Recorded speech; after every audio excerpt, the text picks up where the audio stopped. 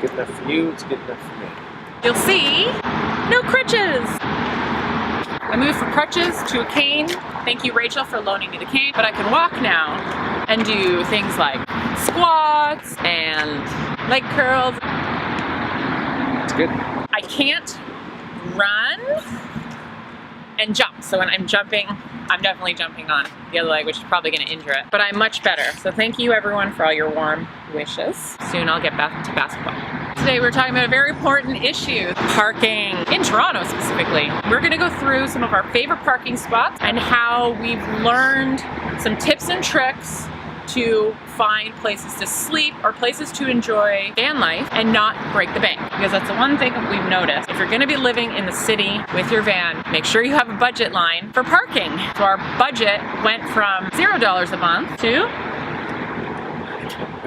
$500 in 1 month on parking. That was before we kind of knew what we were doing. Now we're getting better at it, and I'm sure we'll still learn some tips. Keep in mind, these tips are not meant to rip off the city of Toronto. We want to pay for parking. We're enjoying the roads and the things here. This is just tips on how to minimize the expense. So don't go breaking the law, please. Okay. Cool. Let's get at it.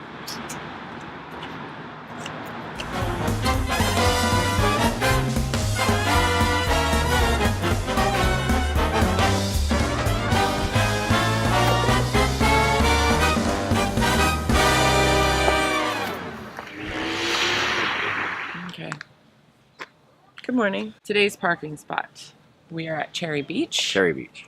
So the parking situation here is it's free. One of the very few. There's an awesome park. There's a gorgeous beach. There's a dog park. There's public toilets. There's a place you can buy food. It's like not very good food, but like beach food. Beach food. It's not busy now, but we've been here on hot summer days, weekends and stuff like that, and it's just rammed. Like there's no parking or anything. You can't park here overnight. We didn't get a ticket, but I'm sure that could not be made a consistent thing. So we won't be making a habit of that. No. I feel like a pirate for not getting a ticket. Pirate? Maybe not a pirate. Good location. You're not that far from James's work. No. Downtown. Yeah. Cons. This can be known to be a rowdy place at night. Beach parties. There was a bonfire last night. I didn't get bothered by it. Oh, other con. That noise. Whatever that whoop whoop. It's a lovely sound to try to sleep with. I was dreaming, and I had a dream that there was a child who was in their bed crying. Exactly that. So it was that noise. And then I woke up and heard that noise. I was like, ah, dreams are cool. The sound isn't. Yeah. So Cherry Beach.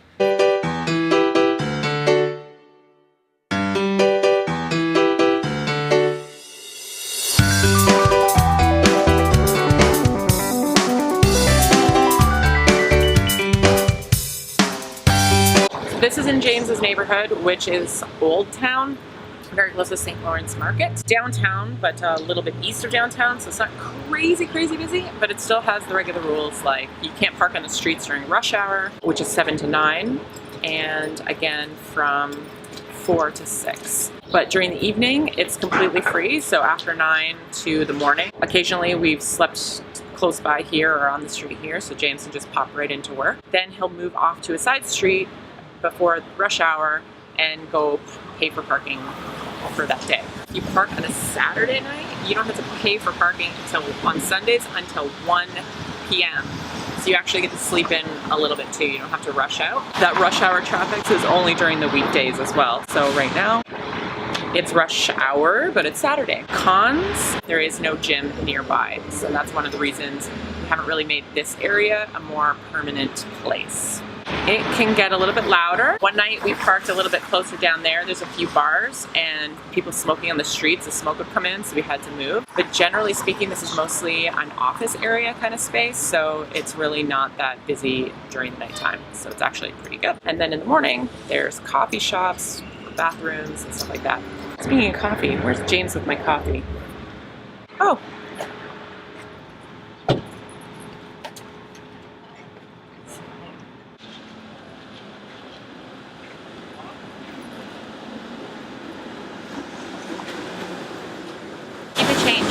Yeah.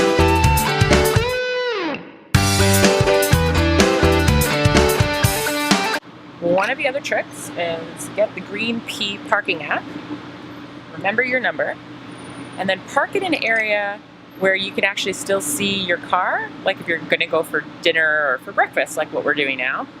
And then that way, when you see the parking authority person come, you can pop onto your app and go bloop, bloop, bloop, pay for it, and not have to worry about a ticket. And you've paid the minimal amount that is absolutely necessary. So as you can see, the van is right over my shoulder there. James has a good view to watch it. But we just saw the parking attendant drive by, so we feel like we're pretty good.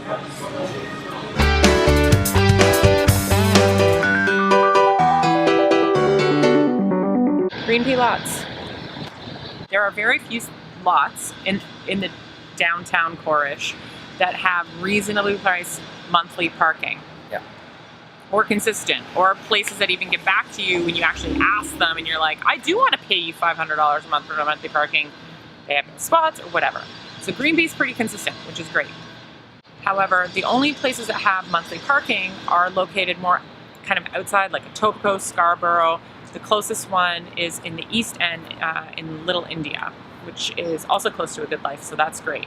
And we had a monthly permit there. Yeah. For the big price of $50. $50 a month. 50 quid. Cons, it's, you know, so the idea would be you would park there and then take public transit to go about your day. So you are still commuting, so that's a con. Surprisingly, it was a really busy area. People love to hang out in parking lots. We've mentioned in our previous video about is van life worth it? They love to party in parking lots, so that can be quite disruptive. Your van or your home is not totally accessible to you if you're commuting far. So those would be the major cons. But it is nice to know that, that's can be a home base. You can have that spot consistently, and $50 a month really isn't all that big a deal. No. All right, let's go check out another spot. Do that.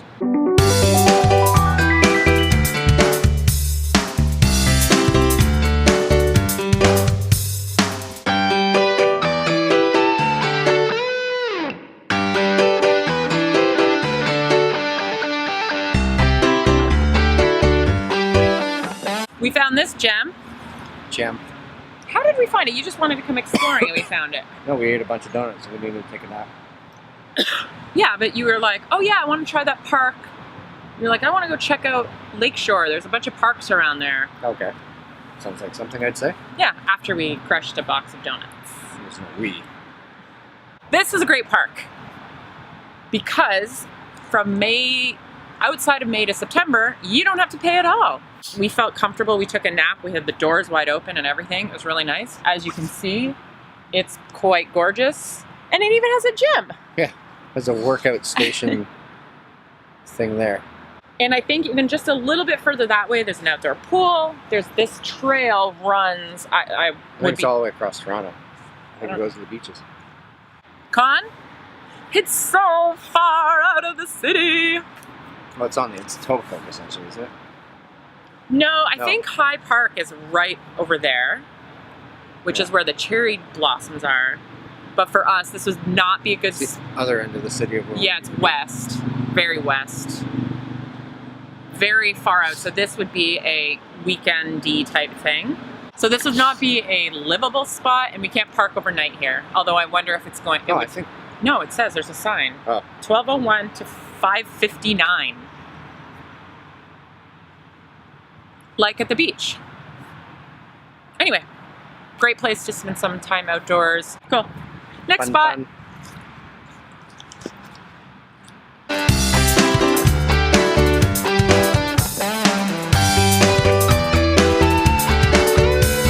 Some tips to make your parking a little bit easier is privacy, always important.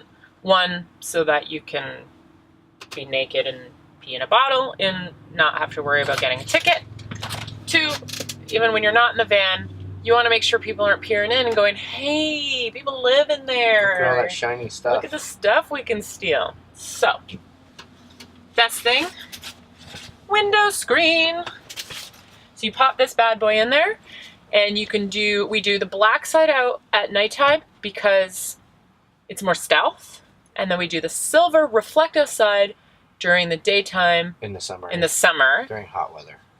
To reflect the heat. So it's good for temperature control.